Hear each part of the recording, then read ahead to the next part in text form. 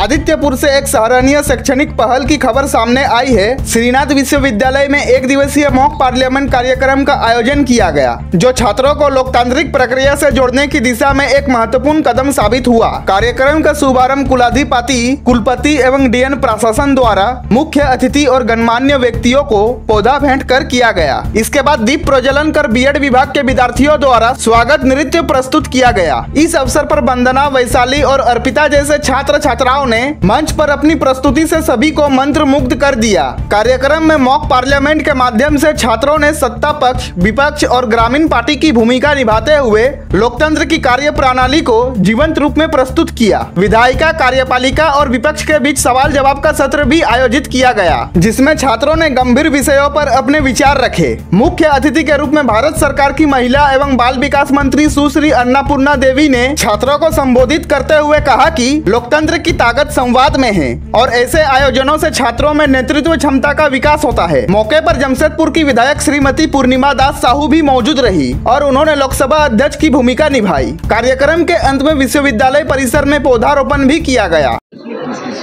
देखिए, 25 जून 1975 जिस तरह आज अगर हम देखें तो 50 वर्ष का वर्षगांठ मनाया जा रहा है, और ये ऐसे ही नहीं मनाया जा रहा है, ये आज के यूथ को जागृत करने के लिए मनाया जा रहा है, क्योंकि आज के युवाओं को जागृत होने की आवश्यकता है।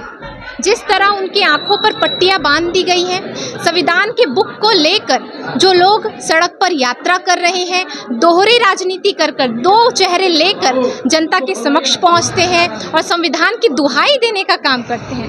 उस समय 50 वर्ष पहले इन्होंने संविधान के साथ क्या किया था? आपातकाल लगा दिया, आपातकाल लगाया। उस समय की जो कांग्रेस की तत्कालीन की सरकार थी, श्रीमती इंदिरा गांधी जी की सरकार थी, उन्होंने आपातकाल लगा दिया। कलम के बल पर उन्होंने संविधान की आत्मा की हत्या की। तो आज के यूथ को ये जानने की आवश्यकता है कि आप अपनी जिम्मेदारियां को समझें, आप भी अधिकारों के से वंचित ना हो। उस समय की जब सरकार थी, कांग्रेस की सरकार थी, जब आपातकाल लगाया गया था, तब अध्यक्ष ने क्या कहा था? कांग्रेस के अध्यक्ष ने क्या कहा था? Indira is India, India is Indira. That means तानाशाह।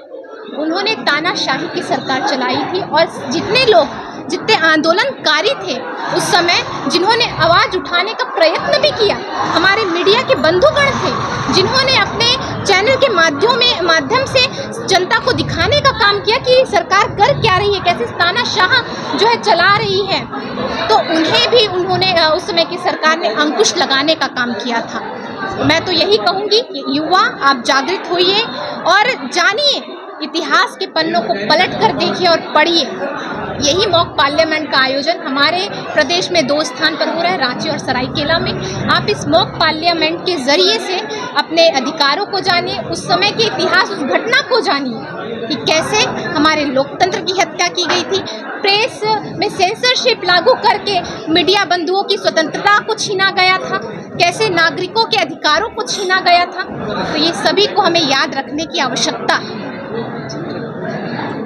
हम युवाओं को बताना चाहते हैं कि वो काला अध्याय 25 जून 1975 किस तरह से आधी रात में संविधान की हत्या की गई, कुचला गया, और उसके बाद लोगों की आज़ादी छीन ली गई।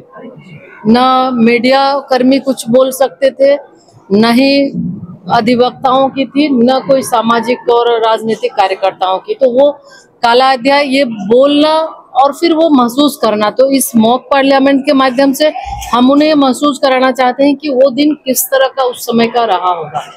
तो पार्टी, यही हमारा मकसद है कि युवा इसको जाने, और निश्चित रूप से हमारे माननीय प्रधानमंत्री श्री नरेंद्र मोदी जी का ये आह्वान भी युवाओं का है कि आप भी अब राजनीति में आए। तो आज जिस तरह से आज का ये जो कार्यक्रम है, इसके माध्यम से हमारे युवा प्रेरित होंगे और वो देखेंगे कि उस समय किस तरह से क्या ज्यादतियां हुई थी, और लोकतंत्र जो हमारा सबसे बड़ा लोकतंत्र है, उसकी हत्या अपने निजी स्वार्थ, निजी हित के लिए, कुर्सी बचाने के लिए किया गया था। तो ये एक संकल्प का भी दिन है कि आने वाले अब कभी भी देश में इस तरह की ये जो काला अध्याय न आए, तो ये युवा भी इसके माध्यम से संकल्प भी लेंगे।